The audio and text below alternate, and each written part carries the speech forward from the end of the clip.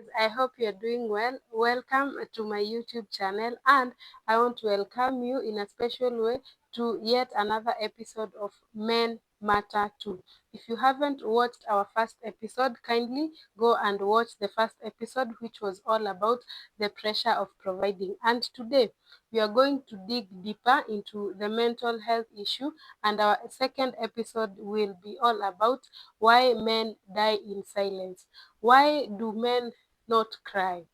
Why do men fear speaking up?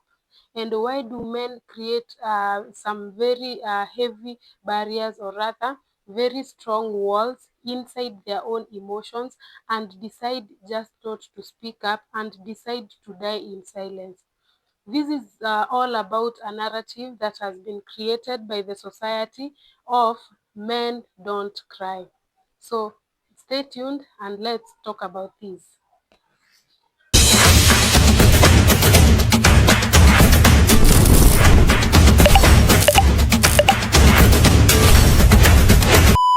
And so, guys, our second episode, Crying in Silence.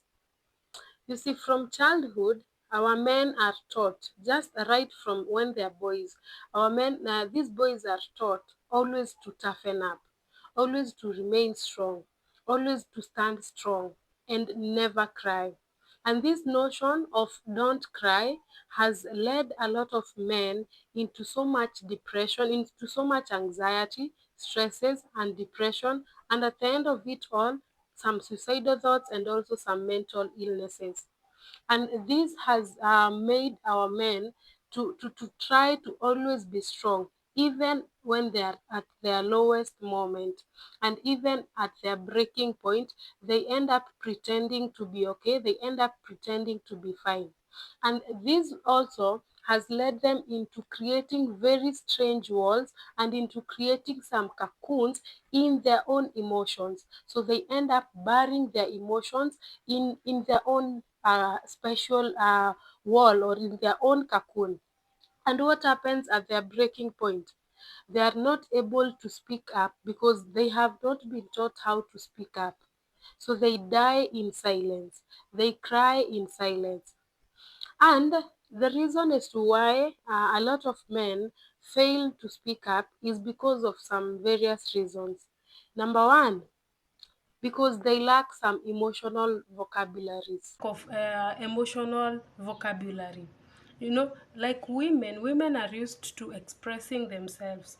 And when a lady calls you and tells you, hi, I'm not feeling well, I'm not okay, I'm not okay, this and this is happening. There's some emotional vocabularies that ladies do use, and someone else will learn that they're not okay. So for men, they still don't have that emotional vocabulary, so it is so much difficult for them to even express themselves, even with their spouses or even with their friends outside there. So that is one reason why they don't speak up, because a man is wondering, how do I even start? How do I even start telling this fellow man that things are not okay, or I'm not feeling well, I feel like I want to talk to someone, you see?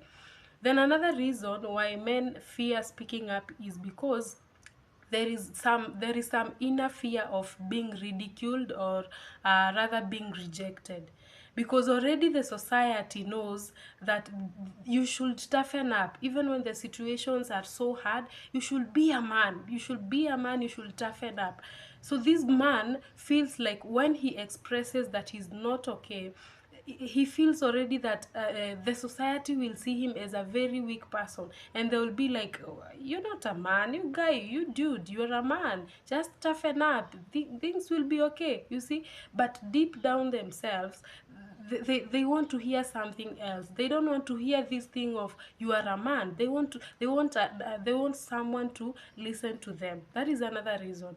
Then maybe the third reason as to why a lot of men are not speaking out is or speaking up is because there is no safe space. There is no safe space for this man to be able to speak out, you see.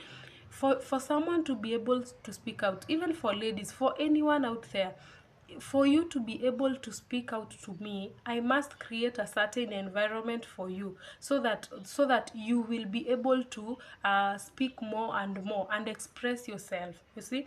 So when you come to me, when you approach me and I'm like, I'm busy, maybe can you talk some other time, that already does not create a safe space for you. Or rather, maybe when you find me speaking to a crowd or speaking to someone else about another person who confide into me, you'll take me as you'll take me as a person who is like a betrayer. So at that point, I will not have created a safe environment even for you. So even if you had come to me to express yourself, you'll not be able to do that. So in the society, we do not have some space environments for men to talk it out. So when a man talks, even in social media, when a man expresses himself and says this and this, me I'm okay, me I did this, people will just ridicule them and show them that no, no, no, no, you see, a man should not come to the social media and start throwing words with a woman, you should not expose a woman, you see. So we have not created a safe environment for our men to be able to talk themselves up, to talk themselves out. Then maybe the last reason we can say that our men are fearing to speak out is because of the cultural, society, and also religious expectations of our men to be strong. So all over the cultures that we have different types of cultures, we have different types of religions, and the entire society, we have that very much expectation of a man to always be strong. So with this, when the man is seated down, when the man is sitting down, or when the man is somewhere calm and thinking about whatever he's passing through or whatever he's going through, he hears a lot of voices telling him like, you're a man, toughen up, be strong.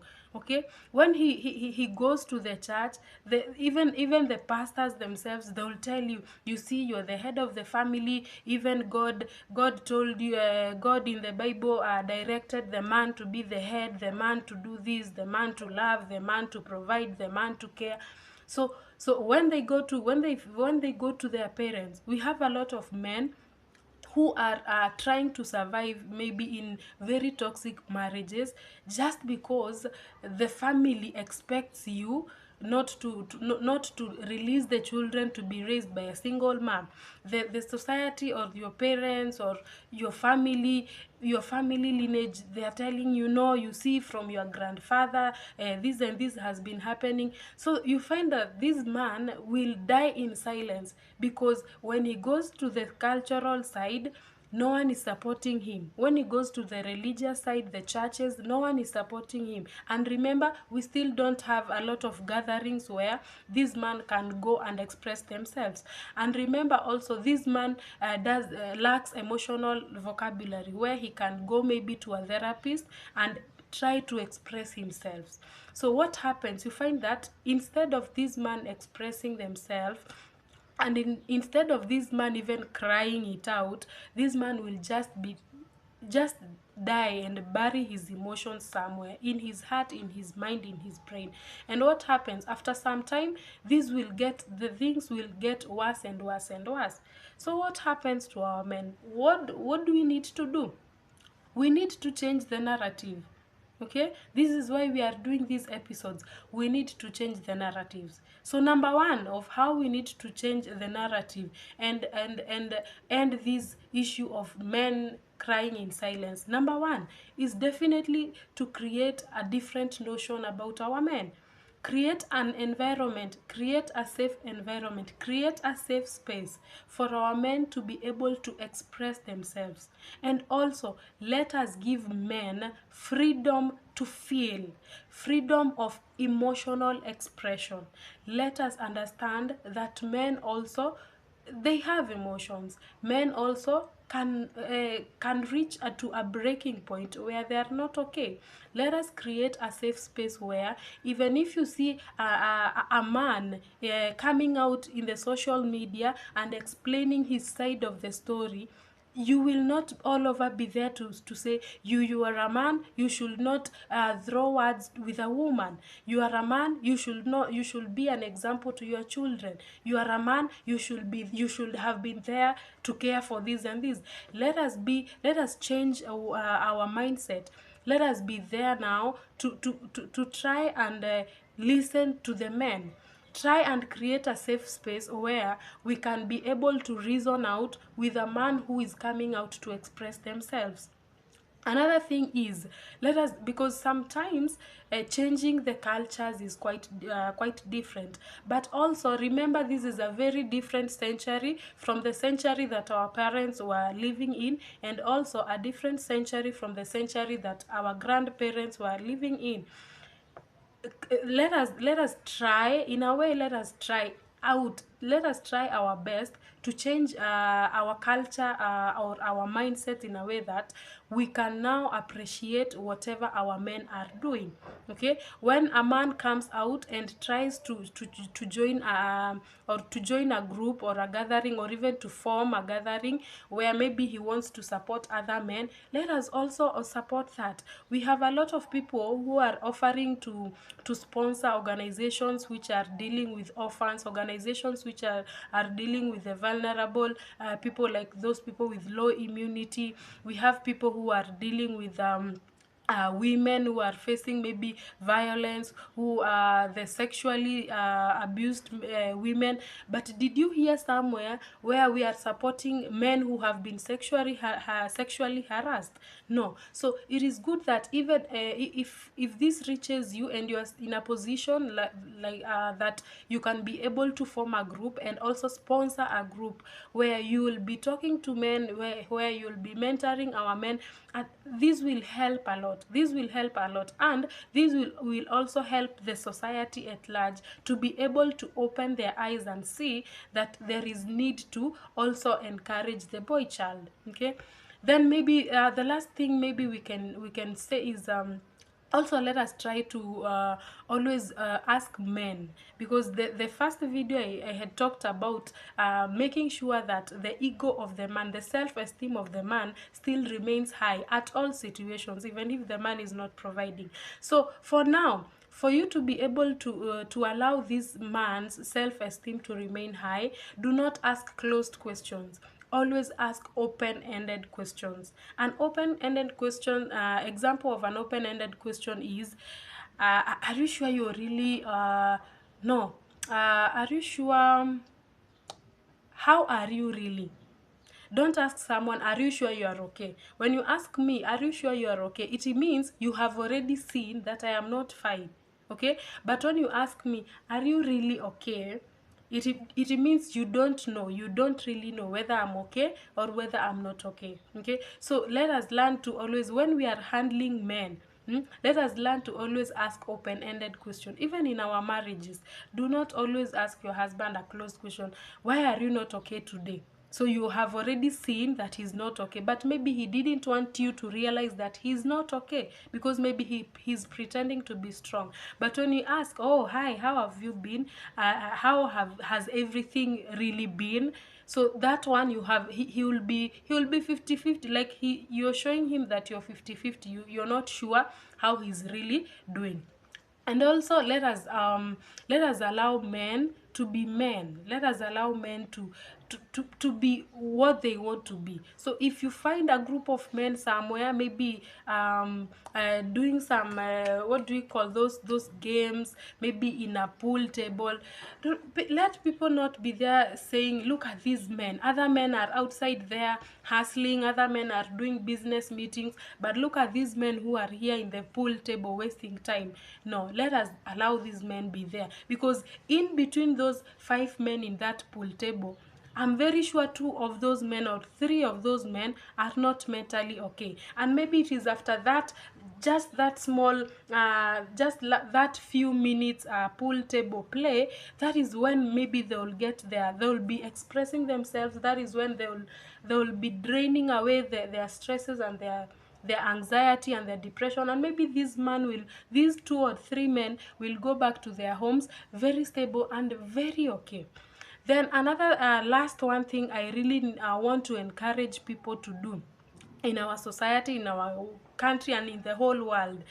uh, Let us share our own stories so that we can model the issue of vulnerability in men.